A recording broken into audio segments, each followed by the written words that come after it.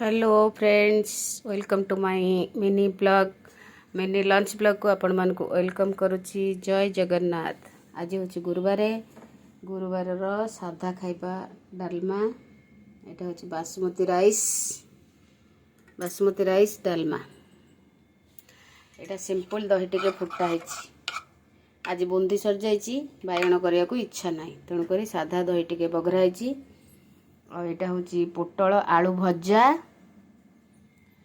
आईटा भी गोटे जगह डालमा। आईटा है भात आउटे अच्छी बढ़ाएनी। यहाँ है आंब। ये है आज लंच मेनू। तो गुरुवार लंच मेनू आपण मानक भल लगुले गोटे लाइक शेयर कमेंट निश्चिंत करेंगे। आओ मो पेज रे जो माने नुआ अच्छा से माने मो पेज को फॉलो करंतु।